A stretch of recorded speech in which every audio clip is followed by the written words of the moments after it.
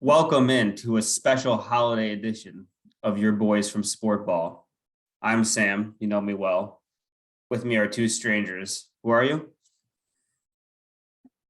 I am no one. Thank you. A man has no face. And no, you know, it's Seth and Kyle. I joke, I kid. I came up with one of my stupidest gimmicks that I've ever come up with for this holiday episode. I don't think you need We're to put calling yourself it- down like that. We're calling it the 12 Questions of Christmas. I thought Also it was the known as, Hannukah. yeah, also known as the Hannukah of Hypotheticals. Shout out our Jewish homies.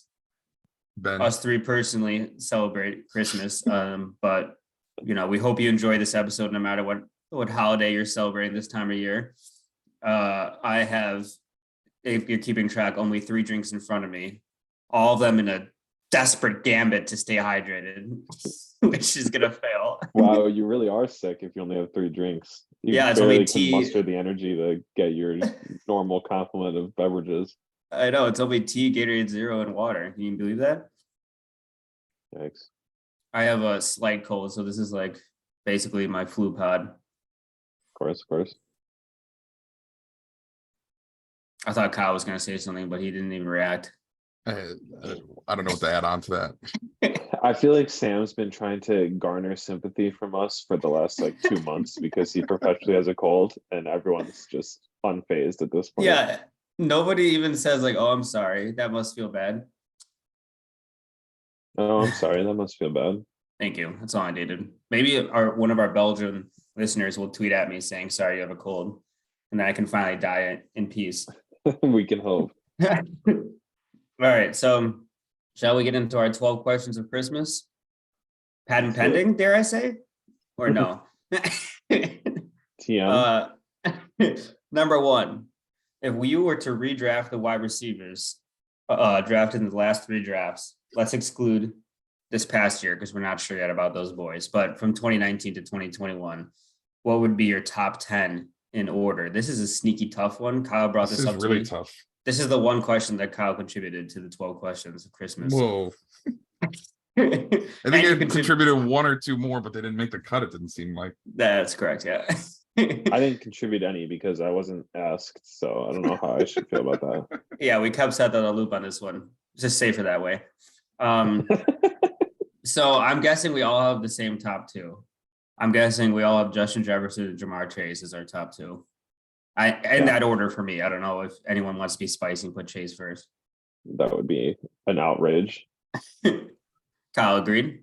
Yeah, I mean, Justin Jefferson's just the best receiver in the entire NFL. So These two honestly might just be the best 2 receivers in the NFL. they might I be. feel like we're just saying that because Cooper Kupp is injured, but Yeah, we'll see how I don't know. I Cooper kind of Kupp, think Cooper's he might be on the back end, right? I mean, I we'll mean, see how all he's done is set records the last 2 years. Sure. There's That's been not no enough for indication us. other than getting injured that he's on the decline. But I think if Cooper Kupp comes back 100% from this injury and shows no drop off due to age, then he's the top 3 with those 2, would be my take. yeah, I think Tyreek has to be mentioned, obviously. I think Devontae still has to be mentioned. definitely. Yeah. Those are probably the top 5. Stephon Diggs. Don't mention him. He's unmentionable. He's pretty good, I guess. But he has Josh Allen. It's hard to know, you know? Yeah. All right. I feel like the rest of them, boy, you could put I had a any hard order. time. Yeah, I had a really hard time ranking these, and I'm still not sure on it. Me either. Okay, I'll go for my 3, 4, 5, and you tell me how I'm wrong. I have AJ Brown 3rd, DK Metcalf 4th, and Amon-Ra St. Brown 5th. Is that spicy? Not as spicy as me.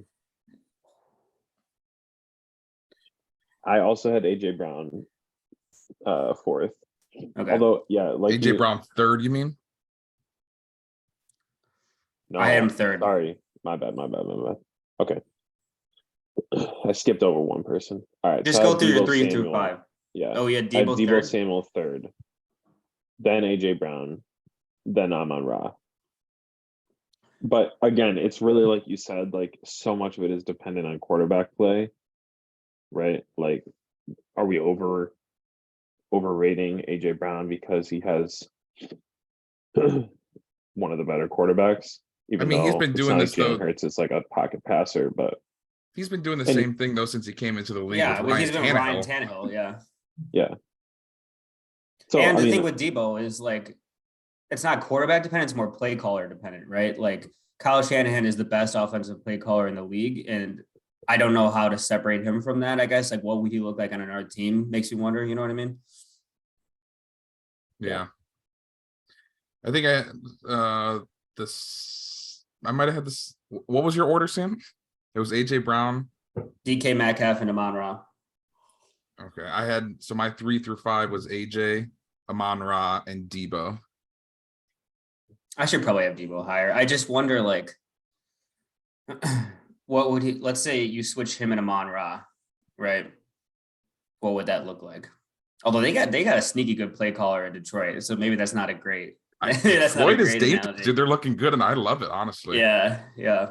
I don't know. I It's feel like interesting. Debo is just so good after the catch. Yeah. Right. Yeah. It's like it's not that hard to like create a scheme where you get somebody the ball in space. I mean, the thing is, too, right, is like I feel like we just kind of think about Debo as having like the end around handoffs and short passes and racking up yards after the catch, which he's probably the best in the NFL at.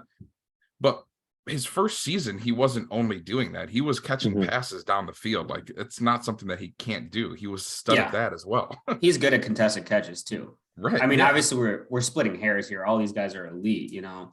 The other thing is like, because the scheme, like think about Devonta Smith, who spoiler didn't even make my top 10, but he's also great after the catch. I wonder if you just replace Deebo Samuel with him, could he do the same thing? And then would Debo be more boom or bust like Devonta is on the Eagles? You know what I mean? These are the questions that keep me up at night.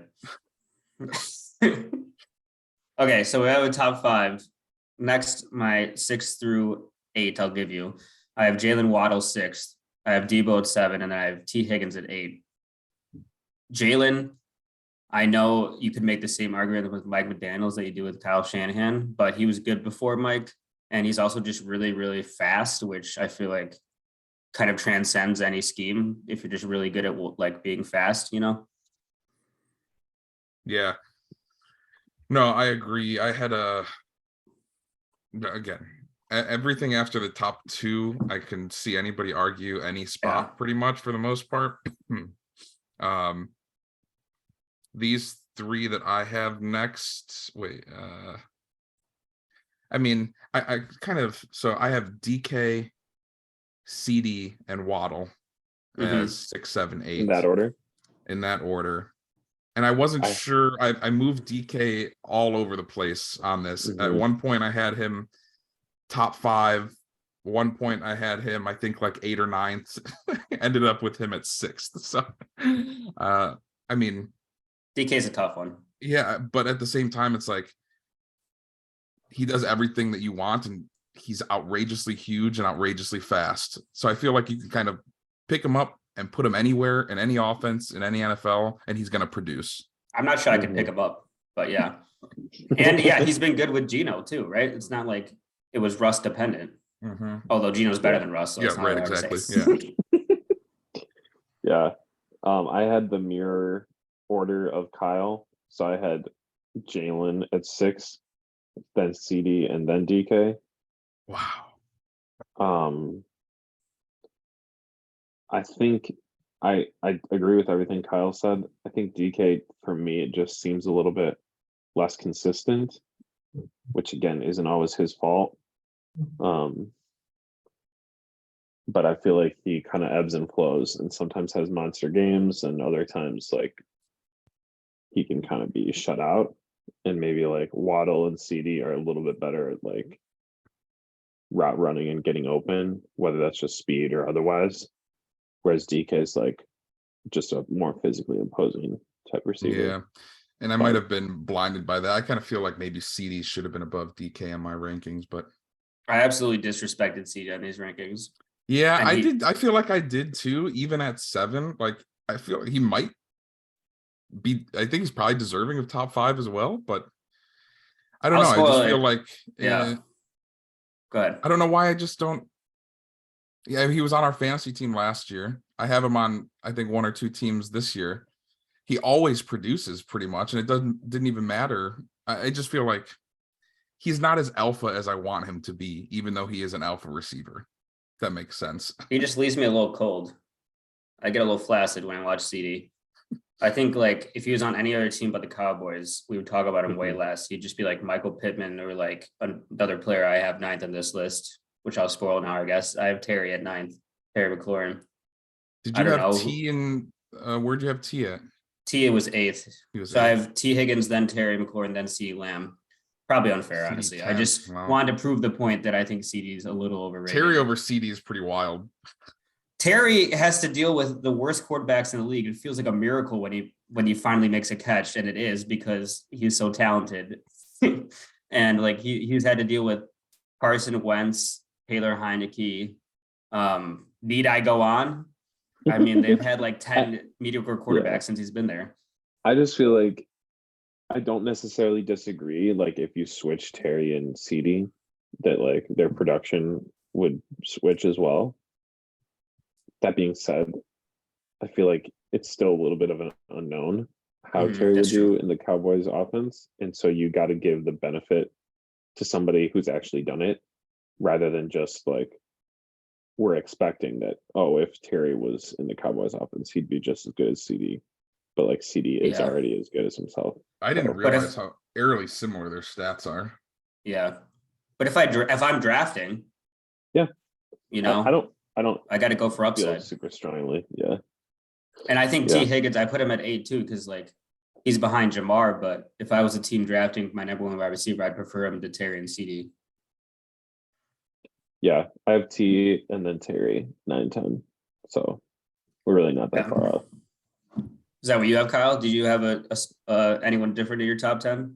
No, I had T and Terry 9 and 10. I think that's too low for T Higgins too, but I know.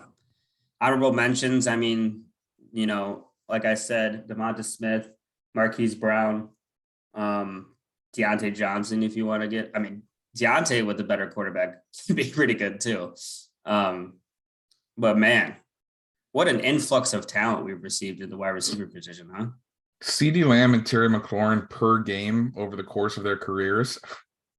CeeDee Lamb averages 5.1 catches, 67.9 yards, and 0.4 touchdowns per game. Terry McLaurin, 4.8 catches, 68.4 yards, and 0.3 touchdowns. They're like, you could I never realized it's Garrett Gilbert versus Dak Prescott. I mean, so that is wild. Holy shit. All right. Well, we spent like 20 minutes on the question 1 and we have 12. Yeah, it was a great question though. It was a good question. All right. Number 2, if you had to draft a 3-on-3 basketball team from current NBA players, who would you pick? So let's say you're doing a 3-on-3 tournament, like the big 3. I'll tell you mine first. My strategy, maybe it's wrong, but I figure in 3-on-3, good offense beats good defense because there's a lot of isolation and a really good scorer can score over the top defender in the league more often than not if you have enough spacing in a 3-on-3 game, in my opinion. So I went with Jokic, Steph, Curry. You heard of him? Probably should have gone with his brother Seth, who's better, but that's okay. Facts. And then my third one might shock you, but I'm going Shea Gilgeous-Alexander, just because I feel like he's the best isolation player in the league. He's the best isolation player in the league. It feels so good to be vindicated. If I'm gonna build an isolation heavy team and I need spacing, I could go Giannis, but he can't shoot threes. So I'd rather go Shea, and he has that herky jerky stuff that works so well, I think, in a 3-on-3 game. That's my team. I love it. Come at us. It was Shea, Steph, and say Jokic. Yeah, I just need the passing from Jokic, you know. Yeah. Is that your team as well, Kyle? It's that would close. Be wild. I went Shea, Luka, Jokic. Yeah, of course. I spent about 2 minutes. I spent a total of 3 minutes on this. I spent about 2 of those minutes debating between Luka and Tatum, though. I ultimately landed Luka mainly because of what Sam said on the isolation scoring and stuff, I trust Luka a little more on isolation scoring than I do Tatum, especially after last year. The beginning of last year, we saw him take those errant threes that didn't come near making. He's much better now, obviously. Yeah. But I went Luka instead. Yeah, so I think that's interesting because I mean we have similar teams, but I would not lean towards isolation scoring in a 3-on-3 tournament. I feel like because it's 3-on-3, there's even more spacing, and so you're going to want to even more often take advantage of passing and cutting and either getting open threes or layups and dunks. And That's fair. I would never want to settle for a contested jumper, even if it is Shai Gilgeous-Alexander. But Shai's going to the rim though. So is Jokic. So who do you like going to the rim better, Shai or Giannis? Well, I need if Steph or Jokic is going to the rim, I need spacing around them. Drive and kick. Yeah. I mean, you kick it out to Giannis and then he drives again and then kick it out again. I mean, you can't go wrong with Giannis. I'm not going to tell you you're wrong with making Giannis for 3-on-3. So mine was Steph, Jokic, and Giannis. And I feel like those are the three best players in the league. So right. It's not hard to go wrong with that. And I feel like it would be Jokic, like handling the ball, Giannis setting off-ball screens for Steph. Mm-hmm. And then if the defenders like hedge towards Steph, now we've got Giannis floating to the rim for a dunk, which is unstoppable. Or if they don't, we've got Steph Curry open three, which is the most efficient shot in the game. Mm-hmm. So, or Jokic just takes it himself. So, I don't know. I would much rather and then plus, I'd rather have the defense of Giannis protecting the rim. And if it's Giannis versus Shai, Shai's going to score some of the time, but I still like my chances preventing scores. Even if he scores 60% of the time, he gets a 2 against Giannis, which I think is generous. I feel like I can score more than that on offense. So yeah, your team's decent, I guess. My team's still going to beat yours. What I wrote, none of us mentioned KD or LeBron. Interesting. KD's getting up there though. Yeah, they're both getting up there, but still. I don't want a player, messing up their knee in a 3-on-3 game. All right. And I want good team chemistry on my team. Well, you'll be fine. You don't have a coach or GM, so KD won't ask to fire anyone. KD would be my next choice after those three. I think so, yeah. And I mean, LeBron still probably, would be pretty good in this format. Yeah, he'd be good. Both of them would be better. No, he's only the second best player of all time. Can we still take MJ right now? I mean, I think he would probably cook a couple of young guys. When was the last time that you said LeBron was the second best player of all time and not the first? When's the last time I said that? I've always said that. I swear you've always been on LeBron number one. No. Have I been wrong all these years? Yeah. I've always said LeBron's career is better, but MJ's peak was better. That's fair. Okay. I also sneaky wonder if you just threw Boban in there. So the best player of all time conversation or the 3-on-3? Yeah, if you threw Boban to the MJ LeBron debate, what would happen? No one, I don't think, has had a more prolific. I guess you can't even say that. His movie career rivals Jordan's, that's for sure. Yeah, the way John Wick murdered him with the pencil, or was it a book? I don't know. I don't watch the John Wick films; they suck. Actually. Okay, going back to KD for a second. Yeah, I'm just looking at the ISO stats. Yeah. So score frequency percentage, Shai is second in the league. It's not even true. How many lies will I be told? Well, Shai has a 47.8 score frequency percentage. Durant is 47.6. So I think at best they're approximately equal at scoring in the isolation in particular. And I think Durant is a much better shooter than Shai from the outside. So I think if you're looking for an ISO scorer, it would be more prudent to take Durant because he's also going to be better I would never. off the No. touch, shooting deep and spreading the floor. But we But just sure- don't like him as much because he's been around and Shea is new and shiny. Yeah, exactly. He's not new to me. I want team chemistry too. Uh, That's what I said. Yeah, exactly. You were like, you were right. oh, there's no coach or GM. Well, also it's not just scoring percentage. If you look up maybe their we can do this later, but the efficiency, like the points per possession, would be a better showing for Shea because he's running the offense more, and I feel like might be more efficient on his isolations than KD. No. Points per possession, he's at 0.99 and KD's at 1.02. But Close though. we didn't do a deep dive into the analytics for every question, so that's fine. Yeah, let's just move saying. on. It's our first two questions. It's been 40 minutes. All right. That's a lie. Number 3, what's your favorite sports moment in your lifetime? This is gonna take forever. We'll just say it real quick. I don't Yeah. have one single one. I don't know how Well, to. you can't choose remember this. it. You can't imagine any of them. So I can't imagine them, but I remember them. I have a memory. All right, okay, I'll just go first. When Devin Hester returned the opening kickoff I thought in you'd the say that. 2006 Super Bowl for the Bears against the Colts, That was on I my mean- short list, but it didn't make my actual short list. I was like, we're winning the fucking Super Bowl. It's He's on happening. the The fact that we didn't win that Super Bowl is outrageous. Fuck Peyton Just Manning and his forehead. Despicable. Agreed. I hate the Mannings. But the Manning cast is great. Sure, that's fine. We'll allow it. All right, Seth, what's your favorite sports moment? Well, the first one that came to mind, so I listed 5. The first one that came to mind was, of I course, listed the 5. Celtics beating the Lakers in the 2008 NBA Finals. Yeah. And particularly, I forget if it was game 5, game 6, but we had like a 30-point comeback or whatever that was incredible. So there's definitely that one.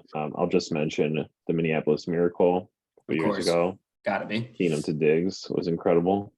Germany winning the World Cup in 2014. Mm. LeBlanc was awesome because that was The block's got to be up there really just for hard neutral. for the Cavs. Yeah. Yeah. And then this might seem random, but the Seahawks coming back against Green Bay to go to the Super Bowl that they ended up losing to the Patriots.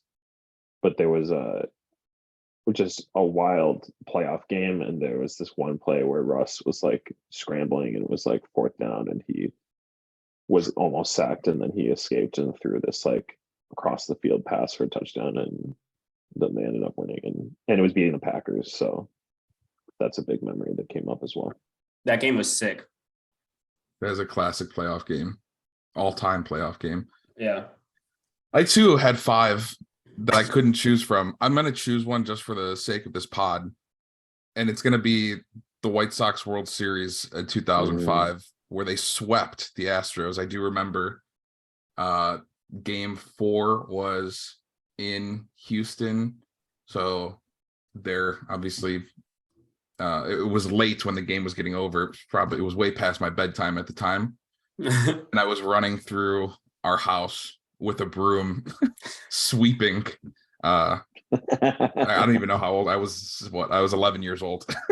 That's definitely probably one of my favorite memories from sports. But there's also the Mark Burley perfect game of 2009. One of the most insane things I've ever witnessed. Yeah. Last Chicago one that I have on here is the 2015 Blackhawks Stanley Cup. Mhm. Last of the 3 kind of really cemented the legacy of the Blackhawks. Got a tattoo from it too, so that was cool. But other 2, I had the block on here, obviously, just an all-time sports moment ever. And then the Ray Allen game tying 3 in game 6 of the 2013 finals. I had a good amount of money on that game on the Heat, and I thought I was completely dead. Megan was asleep on the couch in my basement while I had that on. I was like, oh my God, this is it. This is it. That 3, Ray Allen gets that ball, tosses that up and hits. I scream, I throw things. I'm going nuts. And she's like, what happened? What happened? I'm like, you'll never believe what just happened. All-time sports moment for me as well. That shit was insane. Those 2, the Ray Allen 3 and the LeBron block, just for being a neutral fan, were probably my 2 favorites. The Cubs World Series win in 2016, also up there. Well, I only picked one because for once I stuck to the script and you two Yeah, added okay. more. Yeah. That's weird. I would never do. All right. Number 4. Let's say Patrick Mahomes goes to a different team. What non-playoff team could he go to and win the Super Bowl next year? I think there's 2 easy answers. Okay, hit Is me. one of them the Lions? It's the Lions. Got to and be the Seahawks. Lions. The Seahawks. See, I was thinking about you don't want a juggernaut in your own division if you're trying to win the Super Bowl. Part of the reason why Tom Brady went to the Bucks, right? So the Lions is out then. So I was thinking, yeah, maybe the Vikings are a little bit of a, but I don't say they're juggernaut yet. You know what I'm saying? But the Niners are always You also elite have every the- year. Yeah, but it's like of Patrick the Mahomes. teams that haven't made that aren't in the playoffs, right? It's Patrick Mahomes. I guess maybe the Rams, if you can guarantee me that Cooper Kupp is going to be completely healthy too. I thought about the Rams, Maybe. but once again, the Niners. Yeah. I don't know. I just think like Mahomes throwing to Metcalf and Lockett is probably behind what Detroit has as a whole team on top of, their receiving and running backs. I just think the Seahawks offensive weapons are probably the next best of any team that hasn't made the playoffs. I guess And the they Raiders have- and Devonta, but that's about it. Josh Jacobs gone after this year, most likely. Right. And they have a good couple young secondary players, some young defensive players. Yeah. I think the Lions is probably the best answer. I mean, let's say they have a defensive draft pick this year. I mean, their defense has honestly they've been one of the best teams against the run over the last 7 weeks. Like, sure, they're giving up, passes, but offensively, they have Jared Goff and they're competing with any team that they play against. Yeah. I mean, and they might just make the playoffs. I think they're going to make the playoffs. It should mean this question, they're null for this question, but I mean, Aiden Hutchinson's coming into his own, as is Jeff Okudah, their cornerback too. And then an offense, obviously, of Amon-Ra St. Brown, who we all ranked in like the top 7 of our players of the last 3 years, or wide receivers of the last 3 years. And you have Swift Williams in the backfield, man. And you have Jameson Williams. Right. Jameson supposed to be the best wide receiver in that class. So what do you think, Seth? Do you like that? And the other, I mean, I said Lions as well. And I think the other thing is just the vibe and the chemistry and the energy around that team. Yeah. They got something going. They got something brewing there. They're a brotherhood that cries together. That's what you need. Yeah. So imagine if you added Mahomes to that, I would say I don't even think they need it though. They got Jared Goff. Yeah. Good point. Also, are we forgetting that Jared Goff and Mahomes are the 2 quarterbacks that had one of the most exciting games in NFL history in at least the last 10 years? Speaking of great sports moments. Right. I did forget that. Honestly, we should have said the Bills Chiefs game last year. That's true. Because I remember after that, immediately after that game, Sam was like, that was by far the best football game I've ever seen. It was. And then he didn't mention it. Which I feel like is true. what always happens is right after a game happens, we say it's the best thing ever. And which is what happened just now with the World Cup game. And then no one mentioned that either. So well, it's been 2 days since that. I think if you ask me 5 years from now, that's probably one of my favorite sports memories. Could be. But it just happened. I definitely didn't include more recent stuff on purpose. I think I would have included this World Cup, like Sam said, incredible sports moment.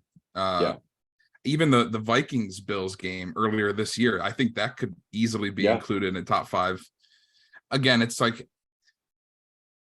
where do you rank something that's just incredible to watch versus the stakes that it happened at? Because that's a regular season game, but it was one of the most exciting NFL games I've ever watched in my life. And versus your own fanship of a team. Yeah. Anyways, we're going backwards. That's on me. Well, I was also just going to mention sneaky the Broncos, because if Patrick Mahomes leaves the Chiefs, then they could win the division because Patrick's now on Denver, and they have Sutton and Judy, and their defense is the best in the league. So I mean, and they have the worst quarterback in the league. So just replace him with Patrick Mahomes. All right. Who are your current NBA All-Star starters? All right, this is tough. In the East, I think the West should be pretty simple. The East is tough for the forwards. So you get 2 guards and 3 forwards. I I did thought the East was Giannis. tough for the guards. Okay, well, we'll get there. I did Giannis, Tatum, and KD as my forwards. I left out Joel Embiid just because of games played. He's at 22, which is 4 or 5 lower than most players, but I wouldn't have a qualm with Embiid in there. Obviously, he's averaging like 34 points a game. And then I had Donovan Mitchell and Jaylen Brown as my guards. We had the same exact team. Nice. I don't think the guards were that tough in the East at all. Those are the only good guards in the East. Maybe DeMar DeRozan. That's why I thought it was tough. Is like because I don't think that they're really like comparing the East guards to the West guard selection. Yeah. I guess maybe that's where I'm. Yeah, but that made it easier because there's only 2 good ones. I guess that's fair. I mean, I contemplated Trae Young. I feel like he should have, Darius Garland even I feel like is like should be mentioned as well. I mean, am I going to have a piece of paper as my starting guard in the East? I don't think so. Also, Jalen's really a 3, right? But whatever. Yeah, but he's guard / forward. So, what do you have, Seth? Do you have the same team? I had the same. I think the only question is KD or Embiid. Yeah, I'd prefer KD. So we'll see if KD takes a week off before the All-Star game, but then maybe we'll switch him. West is a bloodbath for guard. Forward was similarly shallow, I thought. So for forward, I have Jokic, Zion, and LeBron. I couldn't even think of another forward. I guess maybe AD, but he's already out for a month. Injury, yeah, exactly. And that's how I had it. I didn't look up the eligibility of everything specifically for All-Star voting. Is Doncic only eligible as a guard? That's a good point. I think he is. So. I have him as my guard along with Shea, only because Steph is going to be out for a month. So I didn't include Steph. And then you could obviously make a case for John Moran or Devin Booker. It's kind of tough. There's like kind of 4 really good guards. Really hard, yeah. We again ended with the same exact team in the West now. Good. Glad. Yeah. I mean, I think it depends on if you're asking, I kind of interpret it if you're asking right now. Yeah. So then I would have Steph in because he's played enough games so far. But by the time we get to the All-Star game, right. I think he'll be ineligible because of that. Yeah. So although they might still vote him in, to be honest. Yeah, they might still vote him in, but so then my next choices after Steph would be Shea and Luka as the guards as well. Unless we can put Luka at forward and then sneak in probably. Yeah. And then take LeBron off. Yeah. LeBron is he's just like, I'm going to take 28 shots a game at this point. Works. And why wouldn't he? All right. Number 6. We're halfway through our 12 questions of Christmas. We're going to speed through the back half. Who will win a Super Bowl first? Burrow, Herbert, or Tua? Burrow. So obviously Burrow made the Super Bowl last year, but didn't win. You say Burrow, Seth? Yeah. What do you say, Kyle? I had Burrow as well. It was tough though between him and Tua, I will say. Herbert's never winning a Super Bowl in the Chargers because the Chargers are a dysfunctional franchise. And even if they get close to winning a Super Bowl, they're gonna stab him in his lungs with a needle. So I feel like he's doomed to be like Peyton Manning, where like maybe he gets one or something. But yeah, I think Tua. It might be Tua. Huh? It might be. Yeah. Like I said, it was tough. Again, obviously we saw Burrow last year in the Super Bowl. Again, now the Bengals are absolutely humming. They're humming. But you also, you got Mike McDaniels right now coaching. Yeah. So I think it's tough. It's going to be a race between the two of them. I think, I don't know. It's tough. I think Tua. I'm side with Burrow. That's fair. I mean, Burrow's better than Tua. I think Tua is clearly the third worst or the third best quarterback out of these. But I wonder if he has the best infrastructure when it all comes down to it. Right. Yeah. Number 7. If you could pick one NBA or NFL franchise to play for, what would it be? Excluding anyone you cheer for. So Celtics, Bulls, Vikings, Bears are out. For me personally, I'm not going to go to a football franchise. I don't want to die. So I'm gonna go to a basketball franchise. Thought about Lakers and Warriors. I need somewhere warm. But you know what? Give me Miami. I think I would really respond well to heat culture. Why do you think that? I respond well to getting yelled at. Did Do I you? think I could really blossom No. there. I feel like that's a terrible choice for you. You know how you would literally just walk around sopping wet. You sweat so easily. I would be literally continuously sweating, but that's good because they weigh you all the time. So I got to be sweating out that water weight. So clarifying question for this one. Are we joining the team as it's currently constructed? No, it's just kind of like Just the what franchise in franchise would you like to general? play for? Yeah. Okay. I would probably, excluding obviously the teams that I cheer for, I'd probably pick Golden State Warriors. It's definitely gonna be NBA because I like it better than NFL. And Yeah. like you said, not as dangerous. Yeah. And I like San Francisco. I'd enjoy living there. Warriors have a lot of stability. I think they have a good culture. Have a legacy to live up to, but it's not like the Lakers or the Knicks or something where it's A lot just of like pressure. Yeah. scrutinized every little thing. Yeah. So I think probably Warriors. I considered Grizzlies. Really? Because I think they have a pretty good culture too, but not quite as much like winning legacy. A lot And of I think blues I'd too. prefer San Fran to Memphis. Yeah. I think San Francisco's a great. I love San Francisco.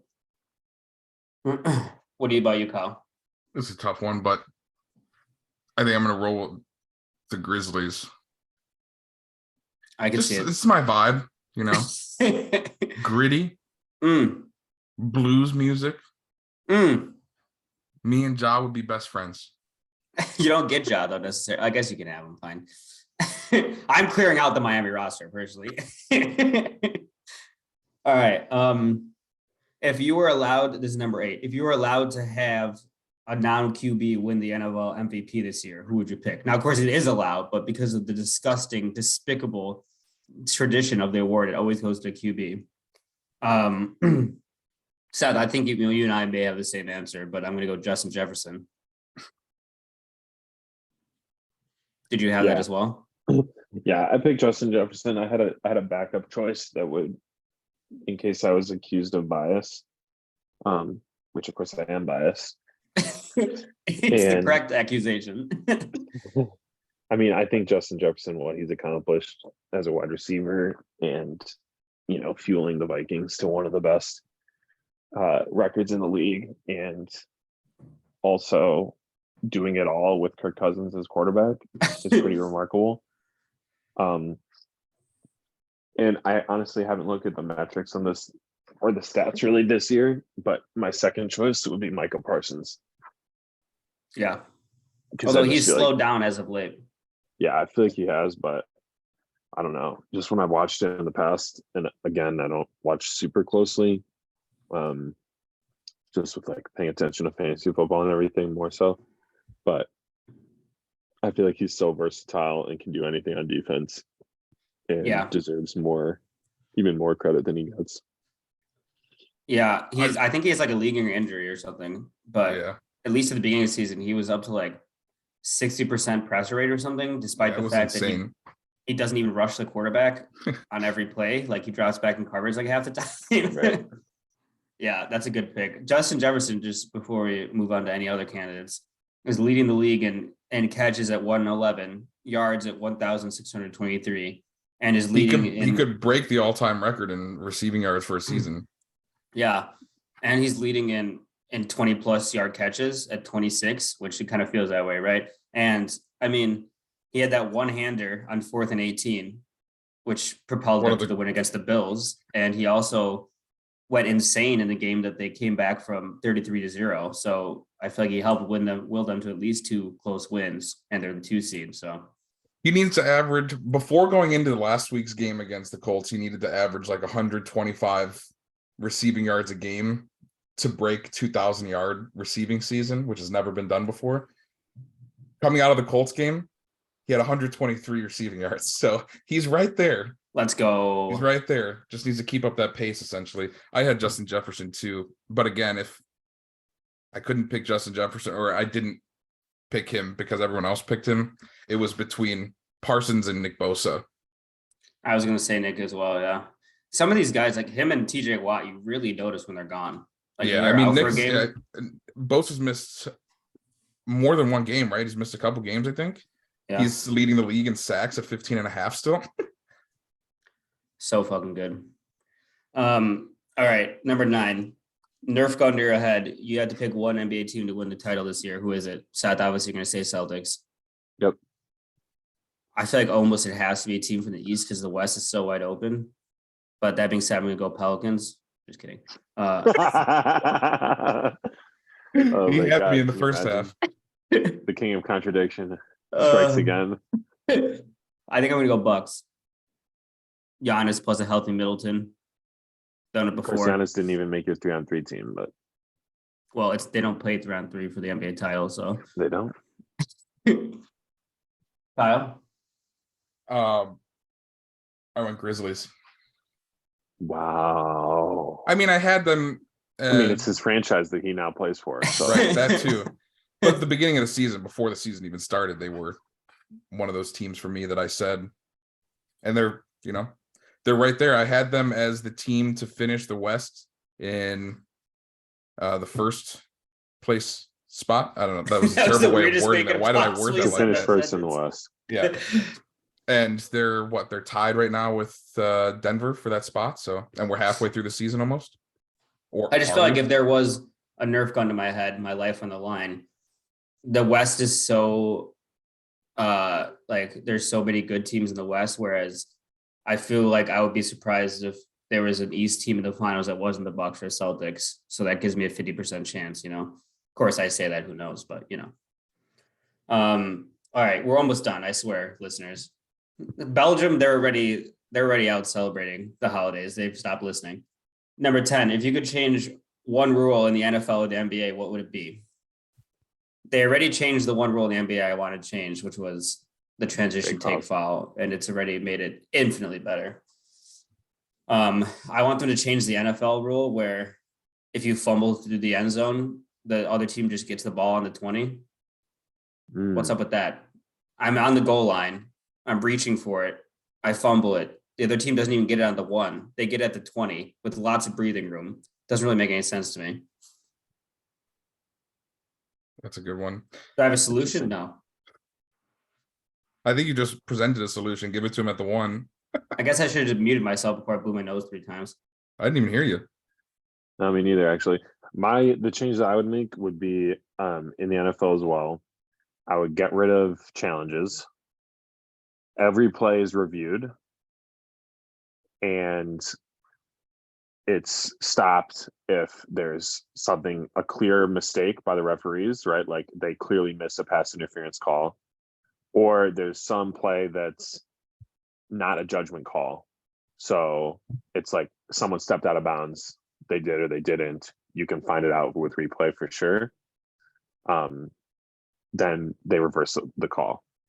But there's no more challenges. There's no more like, oh, this is reviewable and this isn't. Or like, they are reviewing if he caught the ball, but he actually stepped out of bounds way before that, but they can't review that or whatever it is. Like everything is reviewable. Every play is looked at and they just stop it if something is grievously wrong. Yeah, I like that. I like it. I don't like the no challenges, but I guess you don't need them in that scenario. So yeah, that's the goal at least. Also NFL for me. I would allow or stop refs having the ability to blow a play dead. Like if it's a change of possession or something, like if there's a fumble or an interception or something like that, just let the play go on until either he is definitely tackled or the team scores, because the amount of times we see them call something dead when it really shouldn't have been and a team would have scored off of it, it's pretty outrageous that that's an issue still. Like we just saw it in that Vikings game. Yeah, in the Vikings Colts game. So I luckily they had the MVP on their team, so they were able to come back anyway. What about, and it's not a rule, but I wish they would implement utilizing, so every NFL ball is already chipped and tracked where it is at all points during a game. Why don't they use that technology to determine positioning, or if ball if the ball crosses the plane or spot the of the goal line or ball as something well. like that. I don't understand why referees are pulling out pieces of paper and It putting makes that no between, sense. the ball and the yards. Stupid. You just have a couple of old guys bring out a chain and throw an index card in between just to make sure. So if you had the rule about the whistle, what about forward progress? No What do you forward mean? progress anymore?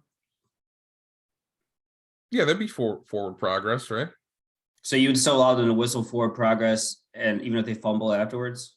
So like if a running back has the ball and he's going forward and then there's a bunch of people who tackle him and they start pushing him back, do you just let it keep going and the defender can keep trying to rip the ball out forever?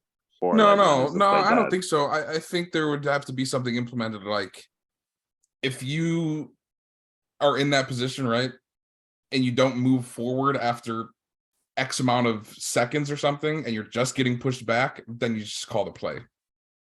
It should be like Basically a what they timed do thing. now. Yeah. But he wants them to wait longer. But it should be implemented though through like a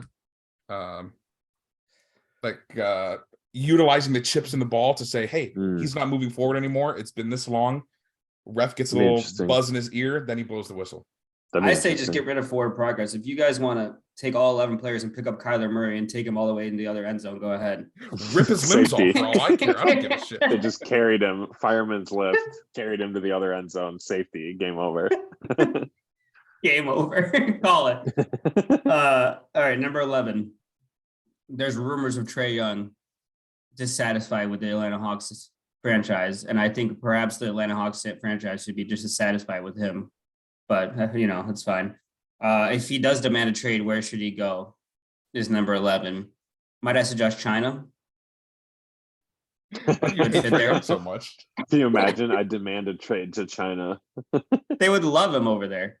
They would. The problem is he's a pretty hard fit anywhere because he refuses to do anything off the ball, and he has to have a 30% usage rate despite being the least efficient player in the league.